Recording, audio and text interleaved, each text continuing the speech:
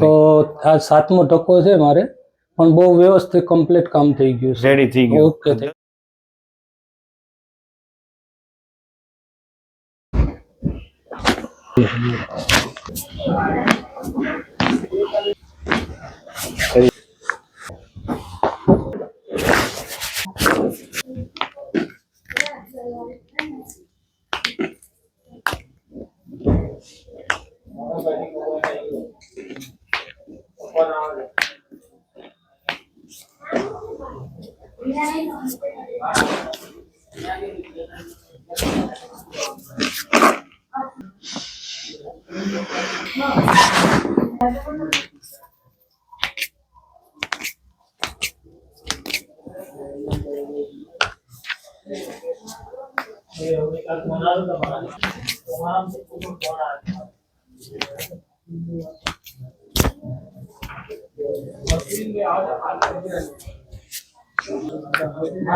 દરેક પ્રભુજી અને માતાજીઓને જય શ્રી કૃષ્ણ, જય સીતારામ. તો મિત્રો આજે આપણી સાથે છે મંજુલામાં, જેમને પણ ખૂબ તકલીફ હતી સાયટિકાની. તો આપણે જ પૂછીએ, પ્રભુજી આ માતાજીને શું તકલીફ હતી?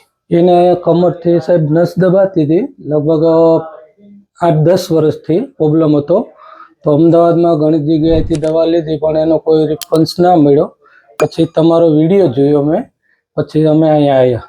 તો આ 7મો ટકો છે મારે, પણ બહુ વ્યવસ્થિત કમ્પ્લીટ કામ થઈ ગયું છે. રેડી થઈ ગયું. ઓકે. 10 વર્ષથી તકલીફમાં શું શું થતું? આમ તકલીફમાં એવું થતું સાહેબ કે આ જમણો પગ છે ને, ચાલવામાં એમને ઢવડાતો બરાબર, હરખો ઉપડતો નહોતો. પછી મેં હર મહિને 1000 રૂપિયાની દવા ખાતી, સારું ન થયું. પછી તમારું અહીંનો અમે વિડીયો જોયો, અહીંયા આવ્યો, અમે 7મી વખત આ છેલ્લી વાર આવ્યા છે. તો એકદમ કમ્પ્લીટ કામ થઈ ગયું છે. રેડી. હા, હવે કઈ તકલીફ નથી. ના, હવે કોઈ તકલીફ નથી. કીધું કન્ટિન્યુઅસ દવા ચાલુ રાખવી પડશે. દવા પીવો તો સારું રહે. આ તો સારું રહે. દવા બંધ કરી દી એટલે પગમાં ખાલી ચડવી, પગ ઢવડાવો એવું બહુ થતું હતું. અહીંયા દવા વગર થઈ ગયું. વગર દવાએ સાહેબ સારું થઈ ગયું.